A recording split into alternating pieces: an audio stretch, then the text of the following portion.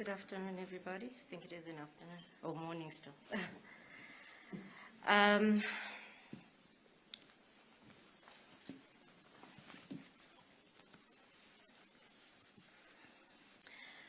am asked to speak of a great giant who lived out loud, and this comes in many forms: love of others, being of service to others, embracing your power, following your calling, living your values, and creating art.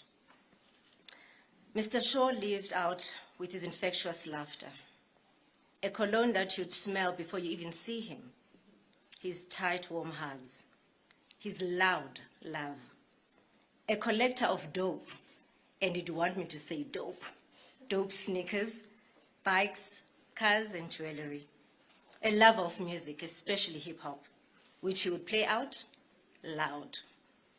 He lived out loud with his kindness and generosity to those who were afforded the opportunity.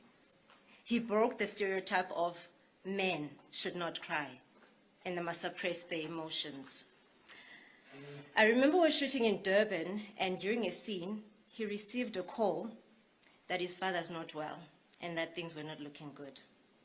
He got off the phone. I turned around to a sobbing Mr. Shaw.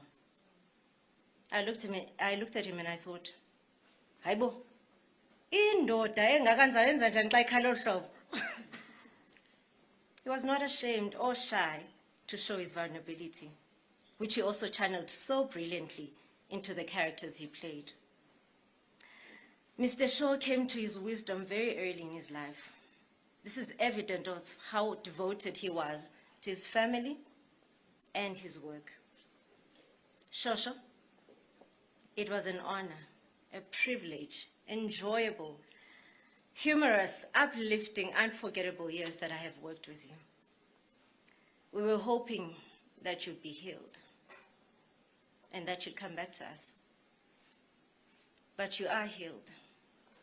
But you are healed in a way that hurt us, and we were never ready. Now, some of us were privileged to have been around Mr. Shaw towards the untimely end of his life. However, there's a handful of people he has worked with and touched over the years. I reached out to some, as I believe that I cannot speak of Mr. Shaw individually, knowing that how much of a people's person he was. So I'm just going to read just a few messages from those people. Kafiso Modubi. Braron, Mr. Shaw, Mutwaskat. In the 2 years of being my roommate on Scandal, thank you for the valuable lessons, which was, always make sure that you maintain and respect the integrity of your wife, marriage, and children in the eyes of the industry peers. Your family cannot be mediocre. Shannon Ezra. Shona, as a fellow cast member, friend, producer, and creator, thank you for the impact you made on my life and career. Your legacy will continue to shine brightly. Shine bright, Mr. Shaw. Fly high. You are luminous in the sky. Luluela and Leo Piri, Isidungo producers. We will always remember Mr. Shaw for his relentless spirit of excellence in everything that he did. A big dreamer, and even a bigger doer. We have lost one of the greatest talents of our time. And lastly, Siriti Films.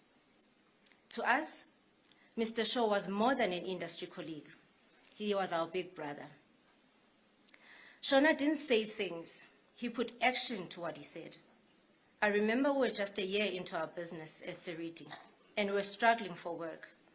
I received a God-sent call from Shona and said, Arikopane for coffee, gas speed. I'd like to hand over Imposter to you to produce. No one does that. Hand over an entire production with absolutely no strings attached? Only Mr. Shaw. That project saved our business, and he didn't want a single thing in return except for us to be great. That's how we will remember him. A giving and nurturing person, always available on the other side of the phone to give his time, love, and care. Thank you, Mr. Shaw, for being a big brother, a mentor, and a true steering in our story. Now, these diverse personalities reflect the amazing energy you brought in all of your encounters. Propelled by it, I am humbled to join many in saying, the show must go on, and I'm certain you'll delight in that. Phumla ke mhlobo wami. Thank you.